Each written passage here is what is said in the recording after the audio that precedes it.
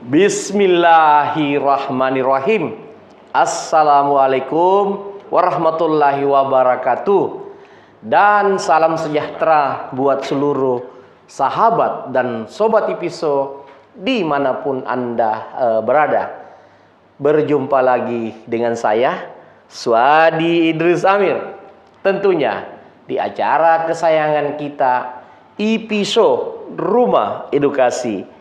Sahabat dan sobat Ipiso, kali ini saya kembali mengundang pengamat politik Islam kita dari Universitas Muhammadiyah Kota Makassar.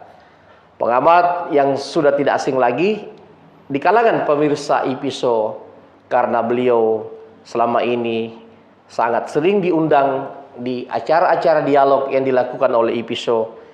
Beliau tentunya masih diingat oleh seluruh pemirsa, Bapak Dr. Ridwan Pawallang MHI, yang saya selalu menyebutnya Dinda Dokter. Assalamualaikum Dinda Dokter. Salam Kak Kadir. Bagaimana kabar? Alhamdulillah sehat walafiat. Lumayan lama tidak ketemu ya. Betul, Dinda Dokter. Kak Kadir. Tentu analisa Dinda Dokter sudah dirindukan sahabat-sobat kita di Ipiso. Siap Kak Kadir. Sahabat dan sobat Ipiso, bersama pengamat politik Islam kita Dinda Dr. Ridwan Pawallang. Pada kesempatan kali ini kita akan coba membedah satu sosok seorang figur perempuan muda yang hebat dari Dapil 3, bakal calon legislatif dari Dapil 3 Sulawesi Selatan, Ibu Aisyah Tiar Arsad. Beliau adalah putri dari Ketua Umum Kerukunan Keluarga Luraya. Yang kalau tidak salah, beliau juga adalah menantu dari mantan Ketua Mahkamah Konstitusi. Jimmy As-Sidikin kalau tidak salah. Betul. Nah, pada kesempatan kali ini kita akan coba mendiskusikannya, Dinda Dokter. Siap. Apakah kehadiran beliau di kontestasi Pileg 2024 nanti ini akan berjalan muluskah? Atau apakah rintangan-rintangan yang mungkin bisa beliau dapatkan? Dan seperti apa analisa Dinda Dokter melihat kapasitas beliau sebagai seorang figur perempuan muda dengan segala apalagi istilahnya profilnya dan sepak terjang politiknya. Kalau tidak salah beliau angkatan 2009 ya masuk Gerindra, menjadi kader Gerindra. Artinya di usia yang masih sangat muda, Ibu Aisyah Tiar Arsad ini masuk. Kalau tidak salah ingat, dia seangkatan dengan sosok seorang Andi Iwan dan Mawan Aras yang saat ini menjadi Ketua DPD Partai Gerindra Provinsi Selatan, masuk di Partai Gerindra. Sayangnya beliau waktu maju kalau tidak salah di 2009 kali ya, kalau tidak salah. 2014 mulai kalau tidak salah beliau maju, dan dengan segala keterbatasan gerakannya mampu meraih lebih 20.000 suara di Dokter. Artinya pada saat itu kelihatannya dia masih coba-coba, artinya belum terlalu siap berhadapan dengan pesaing-pesaingnya pada saat itu. 2019 saya dengar juga dia pindah ke Dapil Jawa ya, daerah Jawa kalau tidak salah.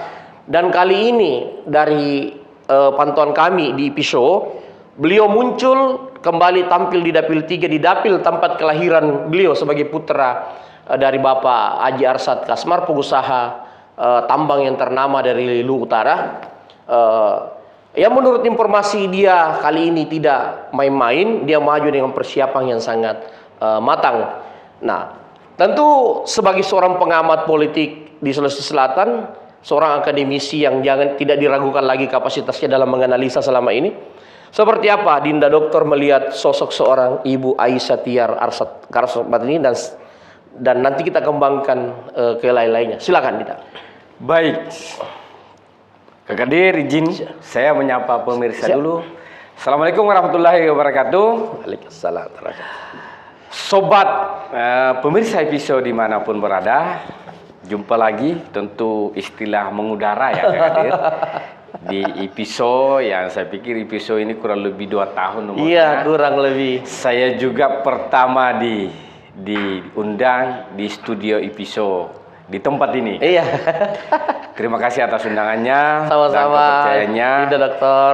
Saya juga akan berhati-hati memberikan sebuah analisa-analisa karena memang mulai tahun ini sedang berjalan tahapan pemilu, yaitu pendaftaran bakal caleg. Iya.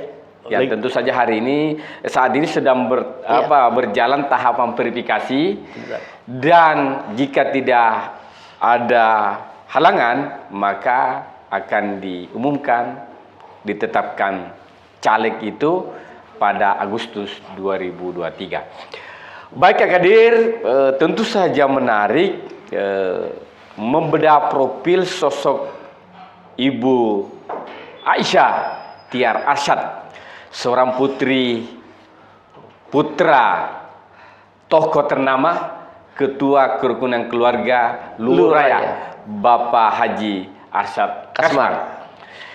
Sosok beliau saya kira tentu dikenal ya, baik secara lokal maupun secara nasional. Ya. Bapak dari Ibu Aisyah. Kita merujuk dulu sebagai seorang putri Luwu.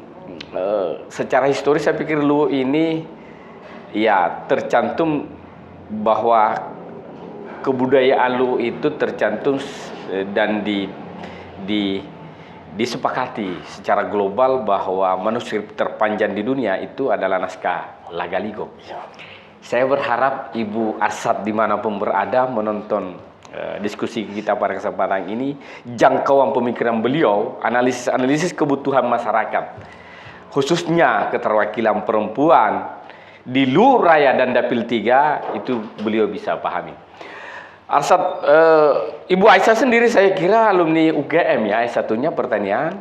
Tentu membedah pendidikan beliau penting untuk disampaikan ke publik. Yang kedua, S2-nya di Den Haag Belanda lewat scholarship, beasiswa, pertukaran pelajar, dan mengambil magister manajemen bisnis. Ya. Tentu saja MBA ya. Ya, MBA. Magister of Business of Art. Tentu saja pengalaman beliau bukan pengalamannya, tentu saja kapasitas keilmuannya. Saya pikir UGM itu bukan kampus-kampus kaleng-kaleng. UGM ini banyak melahirkan tokoh-tokoh nasional, termasuk saya kira Presiden Jokowi adalah lahir di UGM. Dan tentu saja banyak tokoh-tokoh nasional dapat mempengaruhi dan menjadi rujukan secara referensif dari keilmuannya. Nah, sebab itu kita berharap bahwa sosok Ibu Aisyah Tiar Arsyad itu juga tidak melepaskan dari legasi dan marwah perguruan tingginya. Ditambah lagi sosok magister alumnus perguruan tinggi ternama di Den Haag Belanda sebagai magister manajemen bisnis. Nah, oleh sebab itu saya kira kontes hari ini sosok caleg ataupun calon wakil rakyat dibutuhkan kapasitas intelektualnya, kapasitas akademiknya untuk menjadi alat analisis bagaimana membaca kebutuhan-kebutuhan masyarakat. Kita tahu bahwa isu-isu tentang Luraya, Lu itu sendiri dan rumpunnya 4 kabupaten kota adalah bagian daripada provinsi yang saya kira sejak Orde Baru sampai sekarang ini masih isu-isu kesejahteraan itu selalu berada di headline news di Sulawesi Selatan, baik dalam konteks literasi media maupun dalam aspek pembicaraan-pembicaraan di warkop. Iya. Artinya apa? Bahwa sosok Ibu Aisyah Tiar Arsyad ini itu juga perlu membuka mata, menegadahkan telinganya, ya, untuk memperhatikan diskusi-diskusi itu dan harapan-harapan masyarakat. Nah, tentu saja bahwa Luraya ini dari sisi SDM, tentu saja kita sudah mencatat bahwa masih ada gap antara Luraya itu sendiri sebagai kabupaten kota dengan kabupaten lain, baik di internal Dapil 3, begitu pula Dapil 2 dan Dapil 3, Dapil 2 dan Dapil 1. Nah, itu. Yang kedua adalah isu tentang SDA. Sumber daya alam ini melimpah, Pak. Ya, melimpah ruah. Baik itu pertambangannya, pertaniannya, perikanannya, dan seterusnya, saya kira tidak bisa lagi kita memasukkan pada level yang sangat rendah. Iya, iya. Levelnya dia adalah level atas. Itu bisa kita lihat misalnya VTP. Walaupun ini di luar kampung halaman Ibu Aisyah, tetapi ini masuk dalam irisan satu dapil, yaitu Dapil 3. Atau kita berharap bahwa kesejahteraan misalnya yang terjadi di Lutim itu juga berdampak ataupun ada dihadirkan sebuah industri, ya, di Lutra, dan itu juga bagian daripada eksplorasi secara ekologi, secara baik potensi-potensi alam di sana. Yang ketiga saya kira kebudayaan. Kebudayaan itu adalah aspek misalnya saya kira gunung, daratan, dan lautan itu ada aspek-aspek religius, ada aspek sosiologisnya, kebudayaannya, dan itu saya kira bisa menjadi industri pariwisata yang bisa dikembangkan, baik itu di Lutra, begitu pula misalnya di Dapil 3, baik di Luraya maupun misalnya di Jataparen dan di Toraja, ya, Serempun Toraja. Nah, ini yang saya kira penting untuk diperhatikan bagi sosok Bacalek Ibu Aisyah Tiar Arsad. Saya kira seperti itu sebagai sebuah pengantar saja. Baik sahabat dan sobat episode. Pembuka atau pengantar dari Dinda Dr. Ridwan Pawallam, pengamat politik Islam kita, itu menggambarkan bahwa Luraya ini dengan segala sumber daya manusianya, seperti sosok seorang Ibu Aisyah Tiar Arsad ini lulusan UGM dan lulusan luar negeri, ya kan, seperti itu. Artinya beliau dengan sumber daya yang bagus, ditopang dengan sumber daya manusia yang beliau miliki, dan sumber daya manusia yang beliau miliki ditopang dengan sumber daya alam yang kuat di kampung halaman beliau. Saya pikir ini akan menjadi kekuatan, ya, untuk Luraya dan Dapil 3 ke depan ketika beliau diamanahkan menjadi wakil rakyat dari Dapil 3. Baik, Dinda Dokter, kita kembangkan, Dinda Dokter. Sebagai seorang putri Ketua Kerukunan Masyarakat Luraya, kita tahu di Luraya itu, Dinda Dokter, ada impian masyarakat Luraya yang sampai hari ini belum terwujud, yaitu berdirinya Kabupaten Lu Tengah. Karena kalau kita lihat akses pemerintahan sangat setengah mati ini masyarakat Walmas, Walenreng, ya, Lamasi dan lain-lain. Karena kantor pusat administrasi kan ada di Belopa, kan. Siap. Otomatis harus melewati satu kota, namanya Kota Palopo. Ya, siap. Ini impian masyarakat Luraya, terkhusus masyarakat Walmas itu sendiri dan masyarakat Lu itu sendiri. Nah, kemudian yang kedua, potensi menjadi sebuah provinsi yang mandiri, menjadi provinsi Luraya, karena tadi Dinda sudah menggambarkan potensinya, kan. Ya. Seperti apa apalagi peran-peran dan keuntungan bagi Aisyah sebagai seorang putri Ketua Kerukunan Luraya, dan mampukah dia apalagi berkontribusi besar ketika terpilih menjadi memperjuangkan provinsi Luraya ini, yang utamakan Kabupaten Lu Tengah dulu, dalam kapasitas beliau sebagai putri Ketua Kerukunan Luraya dan juga sebagai seorang putri masyarakat Luraya. Seperti apa, Dinda melihat? Siap, Kak Kadir. Saya menggunakan istilah kapital, ya, human capital dan social capital. Berikut adalah economic capital.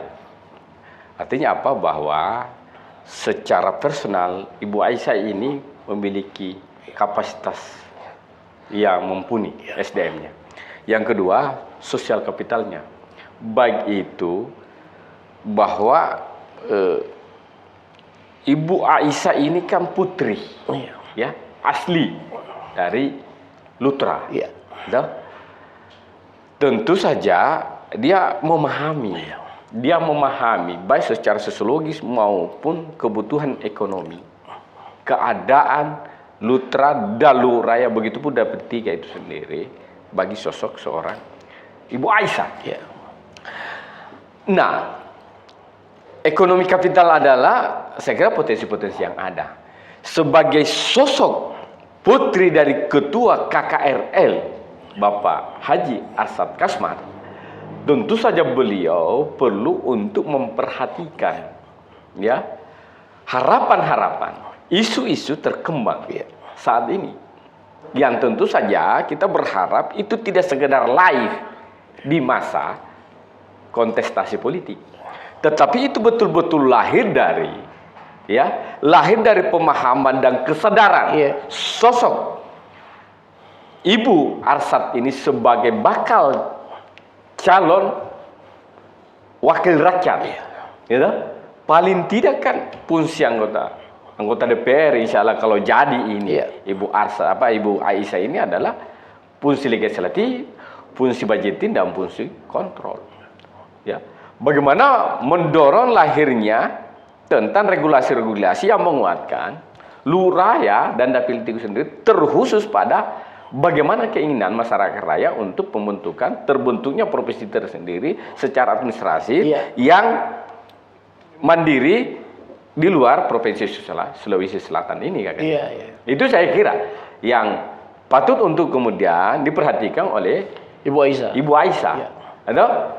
Nah, isu ini saya kira sebagai sebuah paguyubannya, KKRL ini sebagai paguyuban masyarakat atau orang-orang Wijatulu ini adalah bagian daripada wadah untuk menyampaikan aspirasi yang hari ini saya kira itu sudah ada wadahnya, bahwa ketika terpilih menjadi wakil rakyat dari Dapil 3, tentu saja harapan-harapan dan amanah titipan-titipan masyarakat dari Dapil 3 ini, masyarakat Dapil 3 khususnya misalnya tentang pembentukan Luraya di provinsi menjadi provinsi Luraya di daerah Luraya.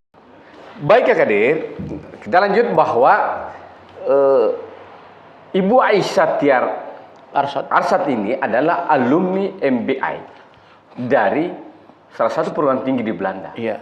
Artinya apa? Bahwa Kadir, potensi yang ada di Luraya, ekonomi kapitalnya, itu memang membutuhkan manajemennya. Di masa lalu ada Prof. Amiruddin, Pak, menggunakan kebijakan, salah satu kebijakan pertaniannya itu adalah petik olah jual. Jadi seorang petani itu ketika dia pasca panen, dia bagaimana mengelola, Pak, sampai dia olah dan dia jual, sehingga ada pertambahan nilai. Nah, barangkali di Luraya ini dengan potensi yang ada, kita berharap bahwa butuh pembangunan industri, atau istilah yang tren itu adalah membuka potensi-potensi industri di daerah-daerah di mana daerah itu memang ada potensi pertanian. Misalnya Luraya sudah saatnya saya kira dihadirkan industri kakao, Pak. Mengapa? Karena daerah ini itu sangat besar hasil pertanian kakaonya. Kenapa tidak dibawa ke sana? Kenapa harus dibawa di Goa Kenapa harus dibawa? Mungkin di Goa, di Kima. Mungkin aspek lain baru dibawa ke Makassar. Mungkin biji-biji tertentu, atau bagian-bagian tertentu dari kakao itu yang baru dibawa ke Makassar, diolah di Kima, atau memang di Makassar saja sebagai bagian daripada sentra pertokoan. Apa yang dibutuhkan dan seterusnya baru mungkin diekspor. Nah, ini yang barangkali, saya kira bukan barangkali, menurut saya sudah saatnya kita sudah di era kemerdekaan 70 tahun. Indonesia merdeka, Pak. Maka kemerdekaan pertanian untuk mengelola potensi daerahnya sendiri itu juga butuh untuk segera diberikan. Tidak sekedar harus ke Makassar, dan itu membutuhkan kos transportasi darat yang cukup besar.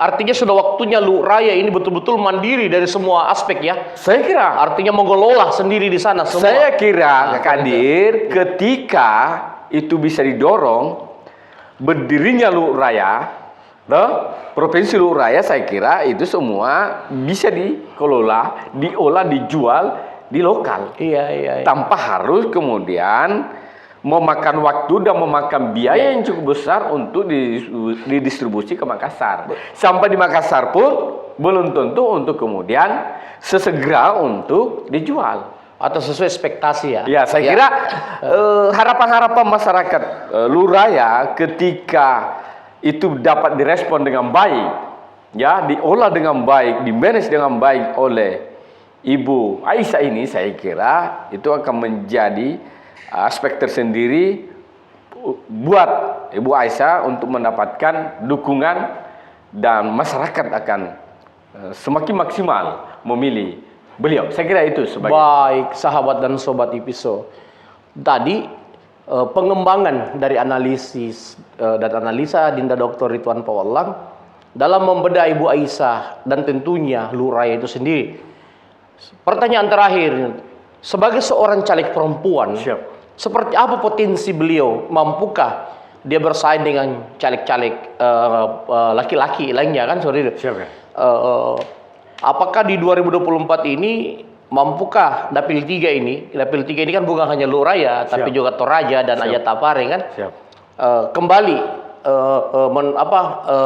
menghadirkan figur perempuan sebagai perwakilannya seperti 2019 lalu, kalau tidak salah kan ada 2 perempuan terpilih, tapi itu semua dari Toraja, asli Toraja. Sarce Bandaso dan apalagi Ibu Ema kalau tidak salah di Toraja Utara. Di 2029 sendiri Bu Aisyah sebagai figur perempuan seperti apa tantangannya menurut Dinda Dokter Ridwan? Menurut saya Kak Kadir, sebuah kekuatan dan peluang bagi Ibu Aisyah, khususnya di kampungnya ya, di Lu Utara, bahwa keterbukaan dan ekspektasi pemilih Lutra ini itu terbuka untuk kaum perempuan. Ini poin satu yang perlu dicatat. Peluang itu saya kira menjadi PR, sekaligus tantangan bagi sosok Ibu Aisyah. Apakah beliau mampu mengkonversi harapan dan election ya, pilihan masyarakat Lutra untuk memilih dirinya? Selama ini kan yang dipilih adalah sosok bupati, eksekutif, jabatan eksekutif. Sekarang bagaimana kalau legislator? Apakah itu sudah? Makanya saya pakai istilah mengkonversi. Mengkonversi suara untuk pemilih eksekutif Bupati Ibu Indah menjadi pemilih legislatif bakal caleg sosok Ibu Aisyah. Ini saya kira itu peluang di tempat di tanah kelahiran Ibu Aisyah. Yang kedua Kak Kadir, tentu saja yang memilih 2 legislatif terpilih dari PDP dan dari Nasdem ini, walaupun adalah putri dari Toraja dan Toraja Utara, tentu saja tidak menutup kemungkinan bahwa separuh dari pemilihnya adalah dari Lu Raya. Nah, oleh sebab itu saya kira jika ada perempuan yang memang menurut harapan, menurut ide-idenya, gagasannya, pemahamannya terhadap kondisi dan kebutuhan masyarakat Lu Raya itu bisa diwakili, maka saya kira pilihan itu bisa untuk dikonversi dan bisa diubah, dialihkan untuk memilih Ibu Aisyah. Nah, oleh sebab itu saya kira isu tentang pembentukan Lu Raya, bagaimana isu itu diolah dalam konteks kualifikasi tentang kebutuhan masyarakat Lu Raya yang saya sebutkan tadi, tentang human kapitalnya, sosial kapitalnya, dan ekonomi kapitalnya Lu Raya, dan begitu pula aspek-aspek industri pariwisatanya, tentu saja ini akan menjadi magnet tersendiri bagi Ibu Aisyah. Dan saya kira satu-satunya perempuan yang saat ini pernah bertarung dan sudah ada modalnya. Putri Luhur Raya dan seterusnya. Nah, ini yang saya kira penting untuk menjadi perhatian bagi sosok Ibu Aisyah Tiar Arsad Kasman. Saya kira itu, Kakak Dir. Baik, sahabat dan sobat Episode. Dalam diskusi kami dengan Dinda Dr. Ridwan Pauwallak, saya menyimpulkan bahwa ada ruang-ruang potensi yang sangat besar bagi Ibu Aisyah untuk bisa mewakili Dapil 3 DPR RI, terkhusus mewakili masyarakat Luhur Raya dengan segala sumber daya manusia yang dia miliki dan jaringan-jaringan yang beliau miliki sebagai putri ketua kerukunan Luhur Raya dan menantu seorang tokoh nasional seperti Jimmy Asidikin, mantan ketua Mahkamah Konstitusi, seorang ahli hukum, pakar hukum yang sangat dihormati dan disegani di Republik ini. Kemudian beliau sebagai seorang sarjana pertanian UGM, beliau tentu akan sangat bermanfaat membantu Ajat Tapareng yang kita tahu sebagai lumbung pertanian di Dapil 3, dapil yang Ibu Aisyah ada bertarung di antara seluruh caleg-caleg yang ada di Dapil 3 ini. Terima kasih Dinda Doktor atas edukasinya dan terkhusus masukan-masukannya dalam membedah sosok perempuan cerdas seperti Ibu Aisyah Tiar ini. Sampai jumpa pada diskusi berikutnya. Dinda Doktor. Assalamualaikum warahmatullahi wabarakatuh. Waalaikumsalam warahmatullahi wabarakatuh.